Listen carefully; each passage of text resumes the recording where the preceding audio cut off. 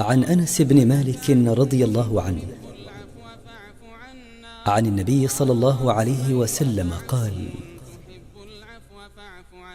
إن لله تعالى أهلين من الناس. قيل: من هم يا رسول الله؟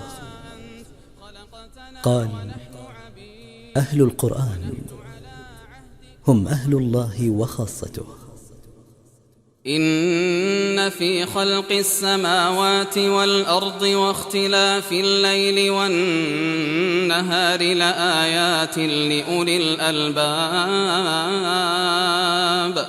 الذين يذكرون الله قياما وقعودا وعلى جنوبهم ويتفكرون في خلق السماوات والأرض ربنا ما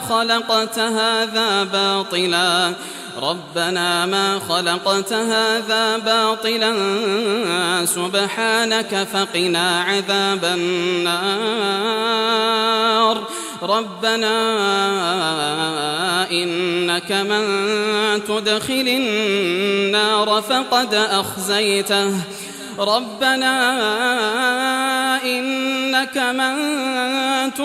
النار فقد أخزيته وما للظالمين من أنصار.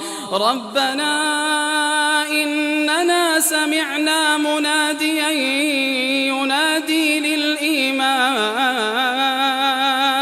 ينادي للإيمان أن آمنوا بربكم فآمنا. ربنا فاغفر لنا ذنوبنا وكفر عنا سيئاتنا وتوفنا مع الأبرار. ربنا وآتنا ما وعدتنا على رسلك ولا تخزنا يوم القيامة إنك لا تخلف الميعاد. فاستجاب لهم ربهم أني لا أضيع عمل عامل منكم من ذكر أو أنثى بعضكم من بعض. فالذين هاجروا وأخرجوا من ديارهم وأوذوا في سبيلي وقاتلوا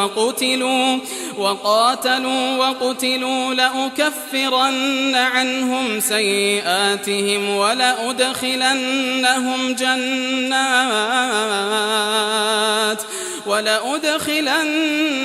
جنات تجري من تحتها الأنهار ثوابا من عند الله والله عنده حسن الثواب. لا يغرنك تقلب الذين كفروا في البلاد متاع قليل ثم مأواهم جهنم وبئس المهاد. لكن الذين اتقوا ربهم لهم جنات تجري من تحتها الأنهار خالدين فيها نزلا من عند الله وما عند الله خير للأبرار. وإن من أهل الكتاب لمن يؤمن بالله وما أنزل إليكم وما أنزل إليهم خاشعين لله لا يشترون بآيات الله ثمنا قليلا أولئك لهم أجرهم عند ربهم إن الله سريع الحساب. يا أيها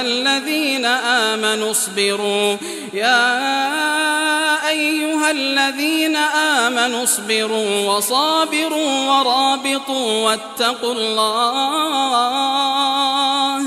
واتقوا الله لعلكم تفلحون.